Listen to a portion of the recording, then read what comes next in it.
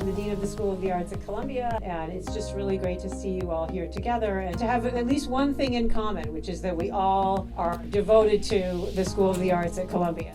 If I squint my eyes, it's like I'm in Morningside Heights, right? Hey, y'all. Well, before we, thank you for those introductions, by the way. That was awesome. That was really wonderful. And thank you to everybody for being here tonight. Before we talk about what's next in film and television, can each of you talk a little bit just about your transition from Columbia to where you are right now, to here in Los Angeles and here in your life, and what that was like?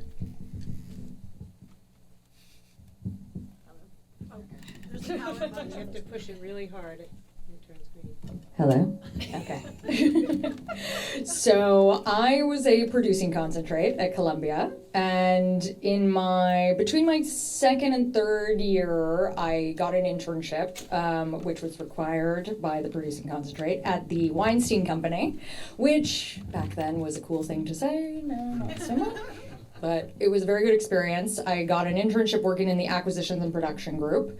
And they actually offered me a job while I was there. So I spent my third year working on my thesis and also simultaneously working at the Weinstein Company, which then led me to many, many jobs over the course of 10 years working in acquisitions and production in New York. And then I ultimately, very much later than most people who came out of Columbia, I spent 10 years in the New York independent film world, and then came out to LA to work at ICM. So I came to work on the independent side at an agency. And so my transition was a long one to get to LA ultimately post-Columbia, but had kind of made a foundation in a lot of aspects of independent film. So financing, acquisitions, distribution, foreign sales, working at a film fund, working at a crowdfunding platform. I kind of did like every run-of-the-mill job you can imagine in the independent film world in New York before getting to where I am now. So it was a big learning experience combined with the Columbia experience in terms of like where I wanted to be and what I wanted to do. But I think I've ultimately taken all of that combined, and it's like my job now is an amalgamation of all of that experience, including Columbia and the New York jobs, to now doing what I think is, where I am meant to be, or what I enjoy doing most, which is putting together independent films and kind of the before and after of putting them together, raising the financing, and selling them ultimately. So that's my story. Well, you heard a little bit about my story. Wow, this is echoey. This does feel echoey. Can I trade you? Yeah. We'll go back and forth. Yeah. Oh, this will be our hot mic. Yeah, that's better. I was at Columbia before Mr. and Mrs. Smith, actually. I got super lucky at Columbia, is the honest truth. I was screenwriting concentrate. In my first year, I wrote my first screenplay that was not Mr. and Mrs. Smith. It was a script that took place in 19th century New York. And I had a professor, Ira Deutschman, and in Ira's class, I took a producing class actually, and in Ira's producing class, the final project was to pitch something. You could pitch a movie that existed, a movie that you had written, a movie that hadn't come out yet, whatever, anything. And I pitched the thing I had written just because I was inside it and kind of felt like, I don't know, maybe some part of me actually wanted to pitch it to Ira Deutschman. Mm-hmm. But it turned out well because Ira after the class was like, it was a pretty good pitch, but I also think it sounds like a good movie. Can I read it? Which maybe is not even legal at the school, but I obviously wasn't going to call the police. And he read it and he liked it and he sent it out to Los Angeles. And it did. I tell the story actually because the Mr. and Mrs. Smith story is such a weird outlier and sort of series of luck and coincidence and a lot of other things. But this was a script that did not sell. Obviously was not made. But it got me my agent. It's still my agency 30 years later, almost 30 years. It got me my manager, who was my manager for 10 years until I didn't have a manager anymore, and my lawyer, who's still my lawyer, literally the same guy, from the age of 22, I think, and I'm 51 now, so it's pretty close to 30. And so I tell the story because I feel like there's like a lot of, you write the thing and it gets made and that's the story, and I actually think there's a lot of different levels of success in terms of breaking in and getting your career started, and that got my career started. And if not for that, I never would have gotten Mr. and Miss Smith read because of that, I had met a ton of producers and studio executives who read it as a sample of work, not as something they wanted to make. And it got me started in the business. And so when I was ready with Mr. and Miss Smith, which was something that was a slightly higher concept and easier idea than a 19th century script that was about grave robbers in New York, I had I could make phone calls to people, and so that's how I got started. And once Smiths got going and I was working out here on other things, I moved out here with my wife at the time, and we had a kid within a year, and LA became our home. Yeah, mine was similar. I was a direct and concentrate, and it was kind of small steps that lead to kind of the bigger step. But I made a couple shorts, while I was at school there, and I think that's sort of where it started, where you start going to the festivals, and I got representation off of that. I got a manager. And then I was trying to make my first feature, which I'm sure there's plenty of people trying to suffer through that, and not an easy thing to get done. So I ended up going back, I'm Canadian, I ended up going back and making it in Montreal, but it did take 5 years, and I think I made $10,000 in that entire period. So it's tough. I was broke for ages. And then I started to write for hire, and I actually thought that was going to be the path for me, that I was going to be writing for hire on features while trying to get features made as a director. And then in the midst of that, TV just sort of happened, and I wasn't looking for it, and I just ended up kind of going because, frankly, I was broke and I wanted to work. And then I was fortunate enough that I just ended up sort of being at the right place in the right time as TV really took off and it got really interesting. And for me, I just started, as soon as I was able to, I just started doing the shows that I actually was into and that I really liked, which was genre. So I was, that's equaled a lot of zombies and robots and whatnot. And then it just kept, the budgets kept getting bigger. I was doing more and more visual effects, more stunts. And then that's how I ended up in the Star Wars universe. Cool. Yeah, I mentioned to Simon before that when I was at Columbia, I took a master class with him.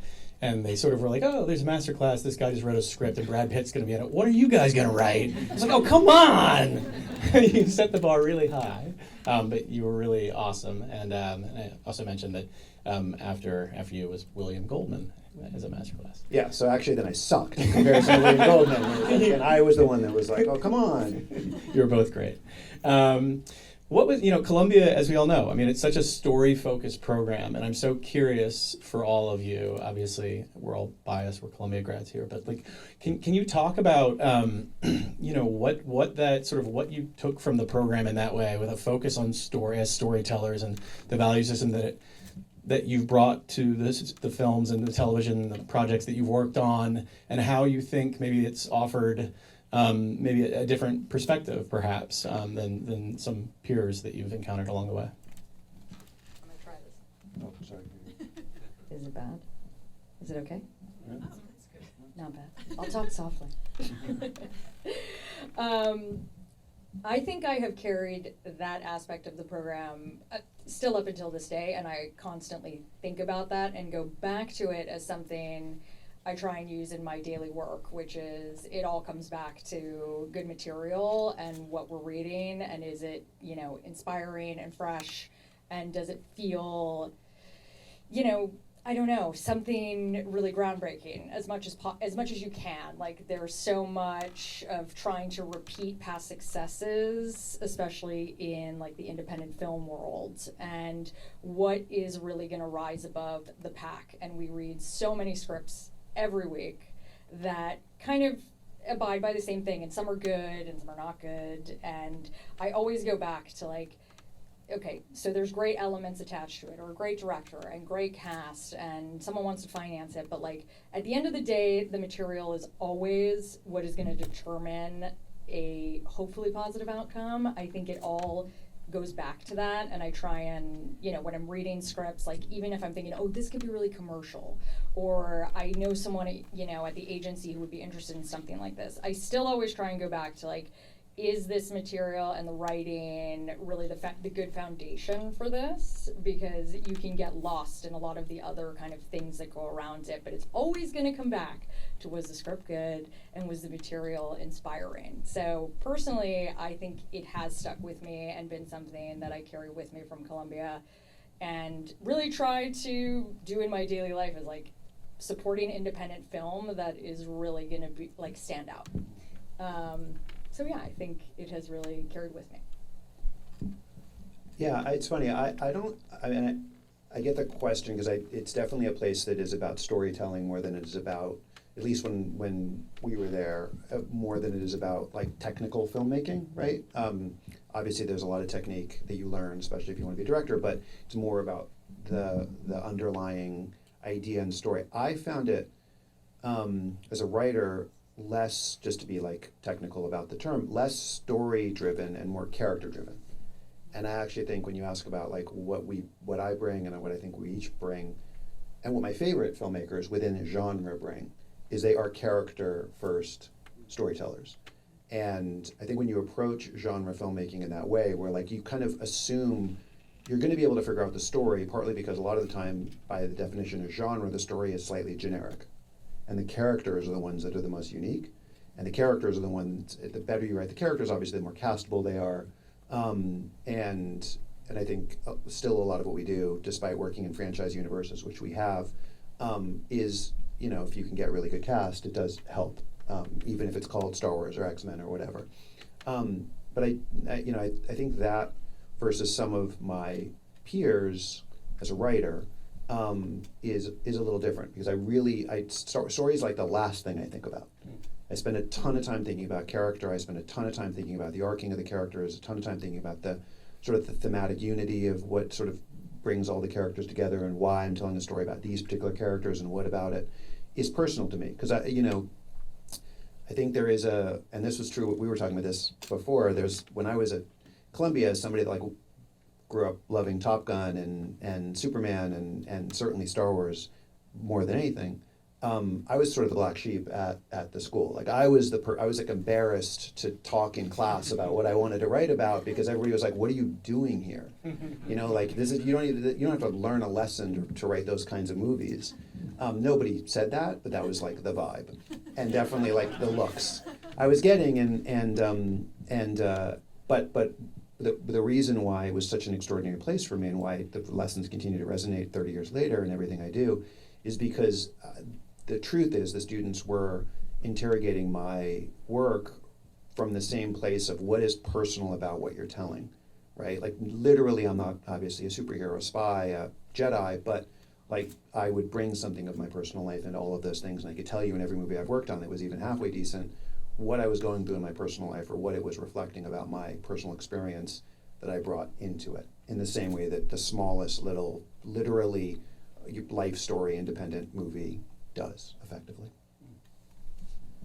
Yeah, I think, like looking back, like some of the most valuable things for me, like certainly as a director, we did not learn anything about lenses or technical at all. And then you're trying to catch up on that. But I think for the feeling I had, like for what I took away from it, was that there was a really strong emphasis on having a vision and having something to say. And as a director, that you're not just coming in there to just direct the material, but that you have a point of view on that. And that's something I think that's been very valuable to me, that we were looking into like the Ang Lees, and it was more of an auteur system that we were kind of looking at, whereas I think the LA film schools are a little bit different in their focus than that. The other thing I think that was incredibly valuable for me was 2 years of directing the actors. I can't tell you how much that helped me, frankly, as a director, and just being comfortable and having Lenore DeKoven make you act like right from the get-go, and you're like, oh my God, I'm terrible and this is really hard. So that's been very useful. And then for some reason, I have no idea why, but there's so many female filmmakers that have come out of Columbia like no other school. And I don't know what it is, if it's the combination of character or what it is, the performance aspect of it, but there's a real, lineage of female directors out of Columbia now. I totally agree. I mean, I was only applying to MFA fiction programs, and it was producer Eva Kolodner who brought Boys Don't Cry to my undergrad and showed it to us and talked about Kim Pierce developing it. and then reading about her and Lisa Cholodenko and Nicole Holofcener and all the badasses at Columbia that made me want to go there. It felt unique in so many ways from all the other film schools. Can you talk, I have 3 young kids, and I look at what they're, and I guess they're technically, to use marketing parlance, Gen Alpha. I don't like saying that, but they're Gen Alpha. And I'm like, what are they into? And I'll vacillate between real despondency because they're into a lot of TikTok, YouTuber, Mr. Beast stuff, and I'm like, this is horrendous. But then my 10-year-old also, I'll take him to a place like Vidiot's and he'll watch Rebel Without a Cause or Godzilla -1 or a Miyazaki film or Twisters and be awed by the spectacle of it. And I'm just curious, what do you think? Do you think the nature of story and character, and you'll also really be into really amazing Switch games like Breath of the Wild, Tears of the Kingdom, Zelda, these epic long stories. Do you think the nature of storytelling, how we consume, how we relate to characters is shifting from when we were in film school? Is it fundamentally always the same and just different screens that we're consuming it on, or? I think the experience is a key thing, because when you look at, I have a sister who is, I guess, Gen Z, and all the way up to my parents who are here. I think there is a desire to go to the movies and to consume these type of films. And I think it's all about having that experience. So yes, there's TikTok, there's all these other distractions that are happening, but I do think it's something about going to the movies or thinking back to when you were young and how you're going with your 10-year-old to Vidiot's. That's really, those are moments that really kind of resonate through your life. And I do think people want that. They don't want to sit in their house all day. Yes, streaming has come around, all these other distractions, gaming, whatever it might be. But at the end of the day, I do think it will be a mainstay for everyone who's had that experience growing up, going to the movies with their parents or doing anything, that it is going to stick with them. And I don't think it's going anywhere. I just think the way that we do it or how you access films, or that is what will change, not the actual wanting to consume film. It will just, the way we do it. I think we need to think bigger on it, like movie theaters. And I hear a lot about how people don't want to go because it's not a nice experience like it is in other countries. But if we could really kind of capture that and try and upgrade the experience or make it feel different, or just think about the ways people want to consume, they will. And so I don't think the generational thing will have, I feel like it's just cross-generational that they're going to want to do this. It's just about how and how it's being consumed. Yeah, I mean, I have a ton of kids. They're just my little experiments. Entire research group. Yeah, exactly. I've got a 19-year-old, a 15-year-old, a 3 and a 5-year-old who are responsible for my finger paint. I almost called it my fingernails. And 2 boys are my older ones, and 2 girls are my younger ones. So I've watched for almost 2 decades now the way that kids consume story change. I mean, when my older kids were little kids, there was no such thing as a smartphone, and now my little kids intuitively know how to play on my smartphone, as if it is like a sandbox. So I do think that the way people consume things is a little bit different, but I still believe that there is a clean, almost like primal bifurcation between private and public consumption of story. And I think the private consumption of story has completely changed. So before, it would be like meaning like when I was a kid, you had to wait a whole week to get a new episode of that thing, and then you had to wait months until the next thing.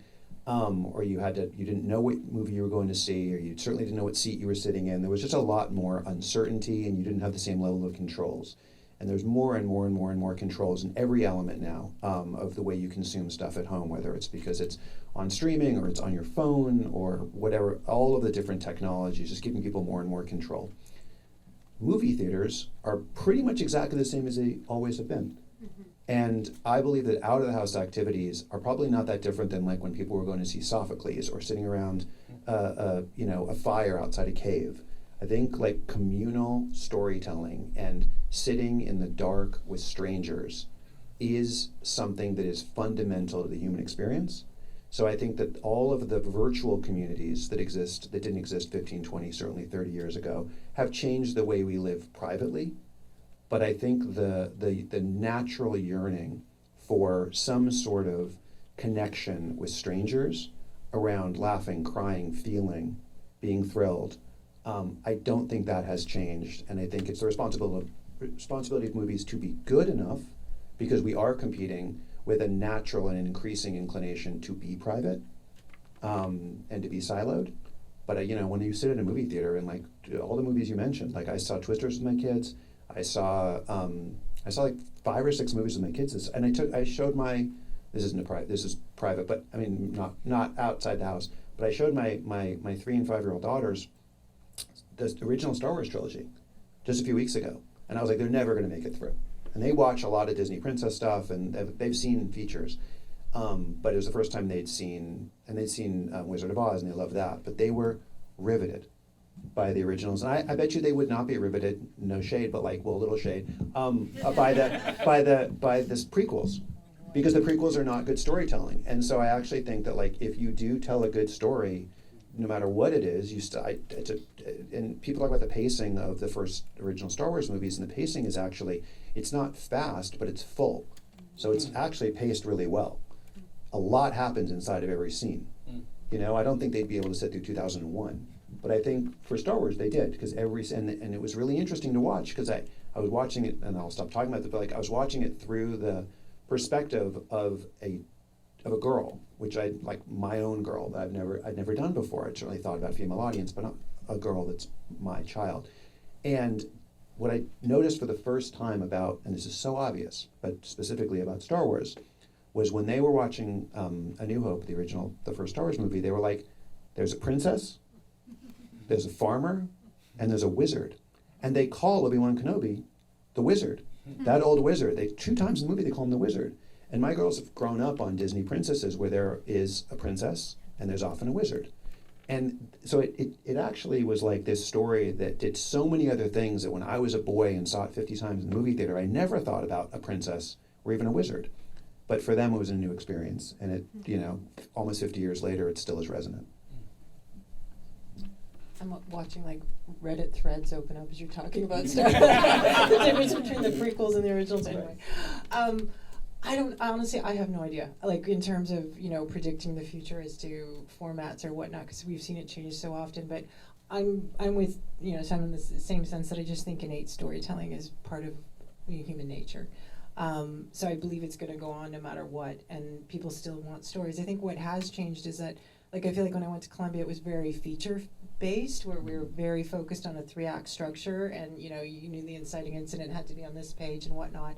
And I think that was what was really exciting when TV started coming in. Then all of a sudden it was like, oh, I don't have to have the inciting incident on page 10 or whatever, and it opened up the kind of storytelling you could do, and the structure could be different, and you could do a weird episode that was, in one room for the entire episode, and I think that got really interesting again.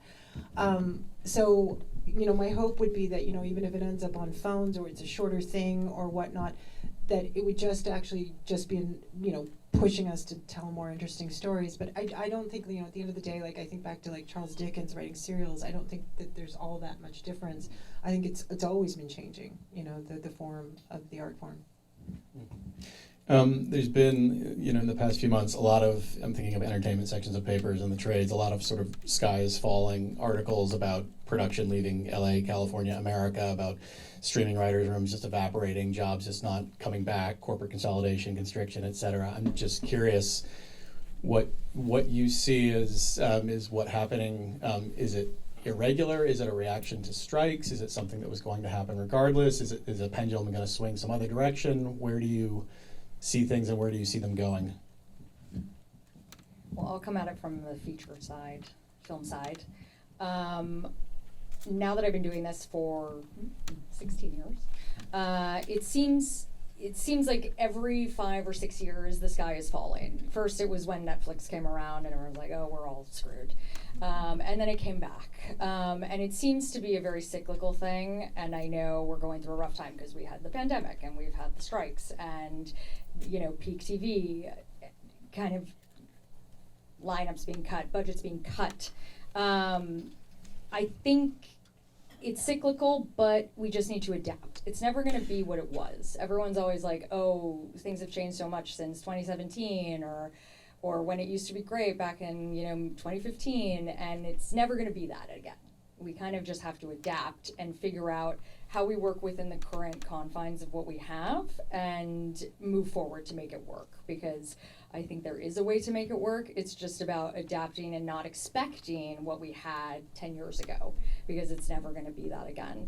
But I do think it will come back. I think it, at least from my perspective, which is obviously a very niche part of the business, it's independent, film sales. We bottomed out the last 2 years. There, it was like no money was being paid for movies. No one was buying. Distributors were going out of business. But now it's starting to pick up again. People are paying MGs. People are excited about going to the film festivals and picking up movies. People are, actually the distributors are doing the work and they seem like they're engaged and actually buying stuff. And yes, it is a bit of a slog and it is taking time and it's slow, but it seems to be picking up and they're paying and they're engaging and their marketing teams are getting on board, and it feels like people are coming back to the theater like they have been this summer, even for some art house movies. So it's just about adapting and figuring out how you work within what we have right now. But it does feel like it is coming back incrementally, and we just need to adapt to that. Yeah, I mean, I would agree with all that. I mean, I think I don't have anything to add that it wouldn't be like a really surface level read of the business. I think all this stuff is obvious. I think streaming really hurt the business, not because it took a lot of audience, but because it took a lot of money that failed.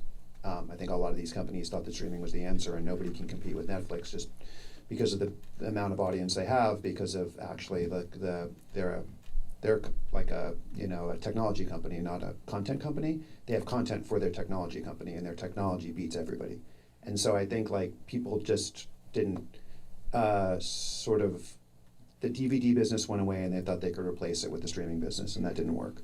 And so a lot of these companies are all having to sell or consolidate or change the way they do business because the business has changed. But it changed, like you said, 15 years ago. It changed when DVDs came into the business. It constantly is changing. I do think that, like we were saying before, good stories are always going to be necessary, and good stories are always going to find an audience. And I think what happens a lot out in Los Angeles, I'll sort of editorialize more than I would give content here. It's like, I think what happens a lot in Los Angeles is that people want to talk about the film industry. They don't really want to talk about films. And I think it's very seductive to talk about the film industry. In the same way that like in high school it's seductive to like talk about gossip rather than talk about people. And I think that that's the biggest danger, I think, of living in Los Angeles is that you get consumed by talking about a corporation. Like the film business is like a corporation. None of you went to, I presume most of you didn't go to business school. You chose to go to film school to tell stories or because you love movies or help make movies. And I think that out here it is a corporate town, and it's a town that's become increasingly corporatized. And so I think the sort of obsession with the film industry and the fact that when like I was growing up, and even when I was growing up in the business, the real world didn't read Variety and Hollywood Reporter, and Deadline Hollywood didn't exist. And it was like, I remember 30 years ago, not to date myself, but like, it was the New York Times would put on Mondays what the box office was. It wasn't like, fantasy sports the way it is now.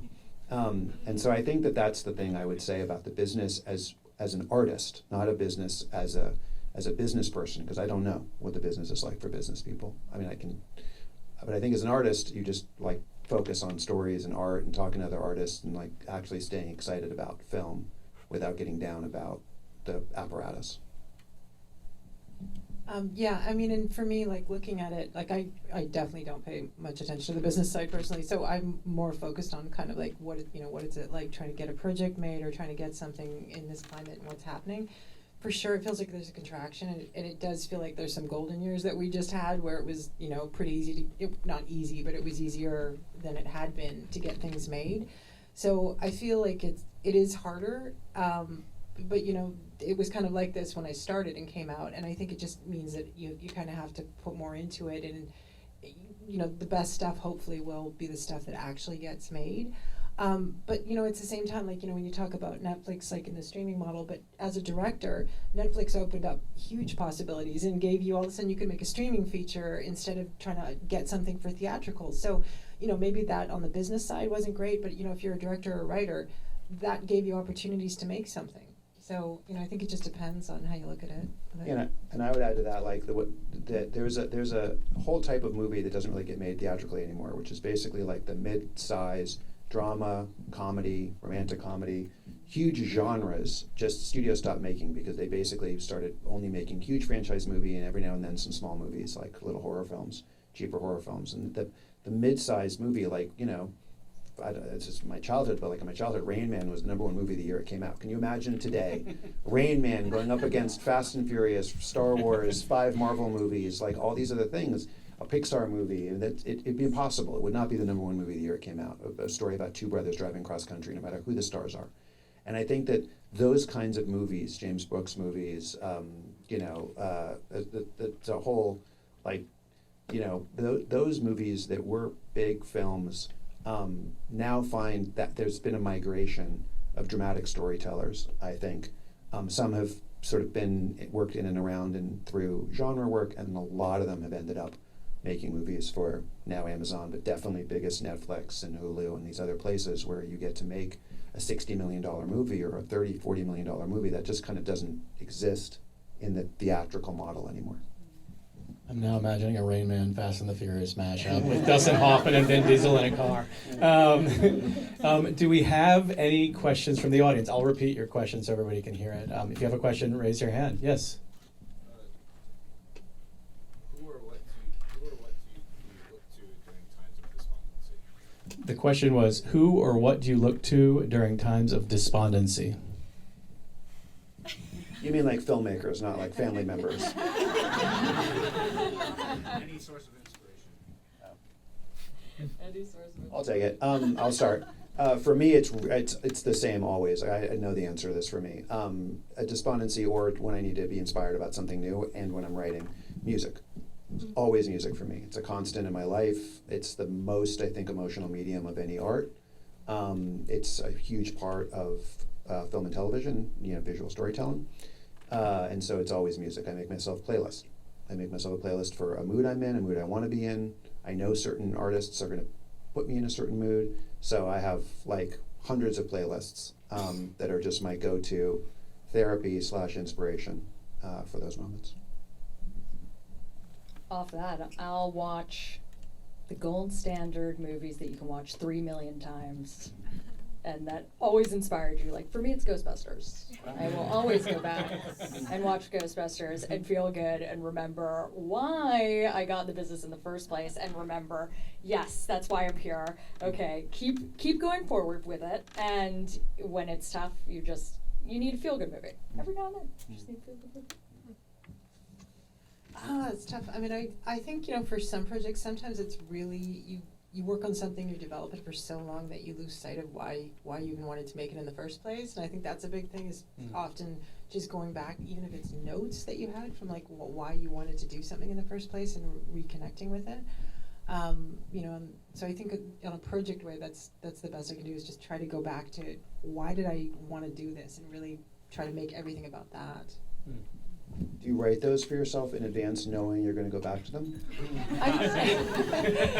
It's probably in the pitch document, when you're trying to get it, because like you're trying to say like, why do I love this? Like, and that's one of the biggest things you're trying to communicate in the pitch. And so it's in that DNA. But then, I mean, as I'm sure you guys have gone through, it goes through so many stages, and it can get so far away from why you originally came on board or what you wanted, that having that ground back in there, I think, ultimately it makes the vision of it a lot sharper, because then you're like, oh, this is what I was trying to say. You're talking about like almost the meet cute, right? Because it's during the course of like developing something, making it, having to market, all these things, you can fall in and out of love with it, just like a relationship, or get frustrated by it. But that initial spark that made you like it capture your imagination, that's the thing that you're talking about, sort of writing down, putting in a bottle, whatever that you can take out to remind yourself of what that first blush of excitement was. Yeah, exactly. It's like, you know what's funny is like sometimes I think I was like digitizing like one of my short films from Columbia because like, you know, they were actually shot on film. And you know, you go back to like the voice that you had back then, and it was so like we didn't know what we were doing. You know what I mean? Like you're almost better because you don't have any rules in your head yet, and there's no business in your head yet, and it's just sort of your more pure voice, and you go back and connect to it, and you go, Jesus, like I wish I could get back to that. You know, with the craft now that I have, but kind of get back to that level of just enthusiasm. Yes, in the back. My question is for Kristen regarding what you were saying about the bottoming out and the indie markets coming back a bit.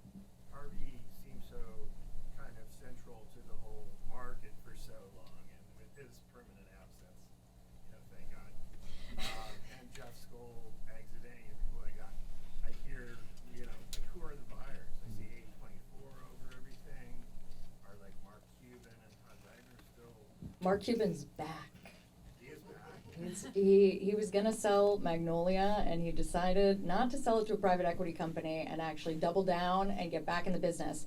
And the first movie they bought post that was this movie called Thelma, which you all might know, premiered at Sundance this past year, and they did exceedingly well with it. They actually put some serious marketing dollars behind it, and I think they exceeded their expectations on that movie, like what they thought they were going to do in the first 10 days. And they did great at the box office and on TVOD, and now I think it's going to an SVOD platform or something like that.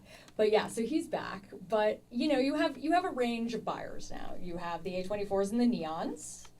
You still have the like traditional indie theatrical distributors, the gold standards like Searchlight and Focus. From the studio side, you have the like old school indie distributors like IFC who are doing really well right now. They've actually, they own Shudder and they own this other company RLJ, and they've actually really been doing well with these kind of smaller releases of late and with horror movies. And then you have the kind of programmer, really, distributors like Vertical and Grindstone and Saban and those kinds of places who are typically buying all rights, but then partnering up with various platforms, like doing a pay-one deal with Netflix and offloading the rest of the rights to sub-distributors. And then you still have the small art house distributors, which, yes, there's less of them, but they're still around, and they're still being, releasing movies. They're being very selective with the things that they release. But then you have places like Mubi, who come out of nowhere and are now doing theatrical releases for movies and going big on them, like The Substance, which they're coming out with. And so there are less buyers. It would be great if we had like 2 or 3 more in the independent space. I think that would really help a healthy ecosystem. But the buyers that we do have seem to be getting more active than they have been the last 2 years, which is good. And I think there is an appetite on their side to buy a certain kind of movie. Of course, you say like independent drama, dark drama, like that's like, you don't even say those words in front of distributors anymore. So you have to have something very specific. But I think the market's adapting to that, and they in turn are learning how to market certain things better. Using, not the typical things that maybe you would think of for film marketing. And so they're back. Yes, it would be nice to have more distributors out there and have, as I mentioned before, like a healthy exhibition theater network. Like I know a lot of people live in areas where they don't even have a theater they can go to anymore. So I do think that's something that we also need to focus on. But yeah, we feel optimistic on the independent side. Like we're doing well as a department and a group in terms of how we're figuring out how to navigate the current system that we're in, and we're finding homes for things, and we're setting things up, and we're getting things financed. And it seems like on the financing side there's more money than ever. It's a little harder to close the deals and things like that, but yeah, it seems to be coming around, and there are places, and that's my very long-winded way of saying I think, we're in a good place, or in a more optimistic place. Cool. Yes, in the very back. I'm just curious, as artists, as you're thinking about character, if there are themes that you find yourself coming back to, or themes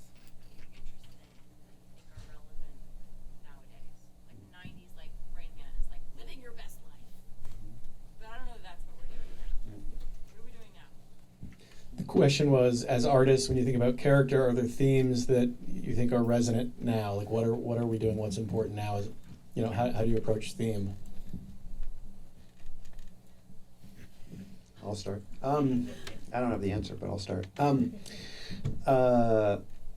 have to say that, it's sort of two answers. One is I do tend to just go from whatever it is that I'm feeling. So if I were to go through the movies that I've written or worked on in like an intimate way in my life, I would tell you exactly this is where my divorce happened, and this movie's about needing to find hope.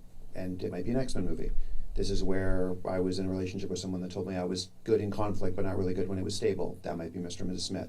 I point to the movies in my life where there was a kernel of something where I was like, yeah, that's true about me. Now I want to sort of explore that in what I do all day long in silence, because that's going to be my therapy. And it's also going to come from a very honest place, right? Even though it's going to manifest in a ridiculous way.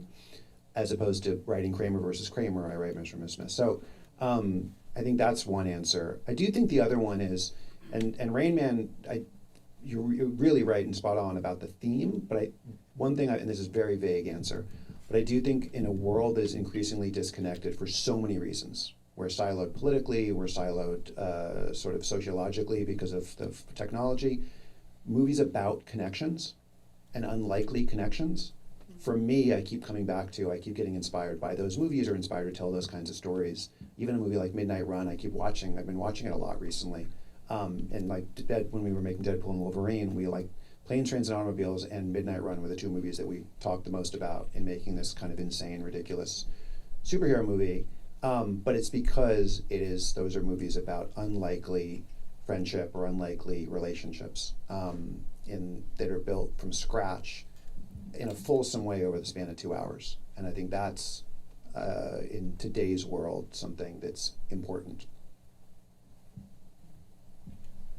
Yeah, I would say it definitely, it's hard for me to think of it on sort of a macro level as to what the whole business is doing. I think I just approach it personally. You're just trying to find something that you care about and something you're connecting to. Because I think if you can connect to the material and you can articulate it, then hopefully it'll do the same thing for the audience. But it's interesting though. I do think you when I look back and some of the material, the scripts that I'm attracted to, there are reoccurring things and reoccurring themes where you're like, oh, I like outsider narratives, or underdog narratives.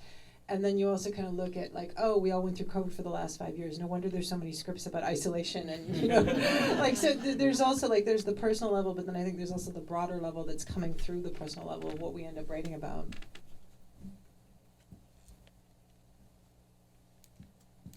Well, I'm not a writer-director. But in terms of the things that I respond to just right now, I do think there's an element of the uplifting stuff. Just because in independent film, it always tends to be very personal stories, sometimes very dark stories, sometimes depressing. We see a lot of that. And so when I read something that is uplifting or fun or a comedy, which is also kind of rare in the indie space, I tend to take notice these days because I know that is what the buyers are responding to right now. I know that's more of a business kind of take to it, but if it's something that I respond to story-wise and I feel has a real POV and, excites me, then that's something that I'm going to be interested in because I feel like that's something I can get traction with, but also know that I can put my heart and soul behind it in trying to get it done because it's something I'm interested in. So. I think we have time for one more question. Yes, back there. Well, this is two things. One is, what's with the length of movies these days? Number two, I'm curious about Simon's playlists and decisions. So was it two-parter? The question was what's up with the length of movies these days? And part two was, Simon, tell us about your playlist. You guys want to take part one or part two? They are so long. Every time I screen a movie, it's the first thing I say. It's running a little long. Yeah, I think the ideal for any distributor, and watching them sit in movies and watch them. The first 15 minutes are very important, and that's really what's going to hook them the most. And you want it to be a nice, tight, 90 to 105 would be ideal. I don't know what it is about everyone kind of running rampant with these long run times. Like The Brutalist is 3.5 hours. I want to see it so bad, but I just can't even fathom sitting through this movie. And so I don't know who's making those decisions. But I always like to advise people that, the buyers don't like sitting through 3.5 hour movies, so please try and make it more succinct. There are some though they're worthy of it. I mean, I'm fine with Dune. Like, I've got no problem sitting through that, and I enjoyed it. I don't want to see everything be 95 minutes personally. So I think it's when the storytelling isn't as sharp as it could be. But I do think there are films that the length is good, but you want it to be the right project for it, I think. As for my playlists, they're exactly the right length.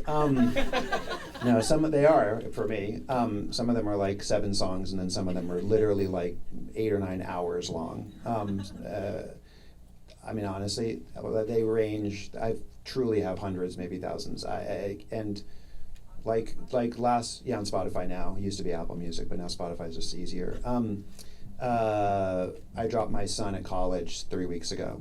And I have the weep things. I have the weepiest, most emo playlist that I sent my son, and my son was like, "Get a grip." And I was like, "You've got 3 more kids, dude." I was like, I know, but your childhood's over. It's all coming to an end.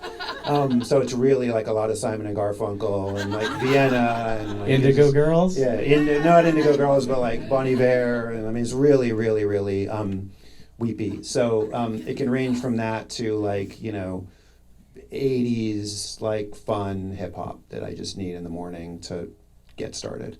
And then there's probably like 15 different variations of Prince playlists. That's my number 1 artist. So I got a lot of different Prince for a lot of different moods. But it's mood. Like it's truly like it's like a mood lighting for me. And I know which ones, and some of them I'll never go back to, and they were a means to procrastinate as well. I mean, I do think as a writer, actually, like procrastination is a critical part of your process, because you won't go crazy, and the front of your brain needs to rest sometimes, and the back of your brain needs to do a little bit of work. And the back of your brain's like, oh yeah, this parasympathetic nervous system, I can take over like breathing and coming up with like song lists, right? And then all of a sudden, like the idea that you were like banging your head up against the wall for emerges, because you were listening to the score from Thin Red Line again for the 500th time. So they range, and I make playlists in advance of everything that I write. So that's the other thing. I make long playlists. I give them to filmmakers, even if I'm producing and not that that's an even, but meaning like I'm not inside in the same way as a producer than I am as a writer-producer, but I make playlists to just try to create vibe and mood. And then there's like the mood for the movie, then there's like the mood for the making of the movie, there's the mood for we're going to Bulgaria, and then there's the mood for we're going to London, So anyway, yeah, all over the place. I can only write with music on that doesn't have lyrics, and I do all the time. So usually to score or to like explosions in the sky or like, no, I don't like classical music. That's like the one genre I don't like. To jazz, I'll play, I can write as well. You? I can't usually know, but I feel like if I tried to write to explosions in the sky, you'd end up writing like a float. But yeah, Friday Night Lights would come out of me or something. Yeah.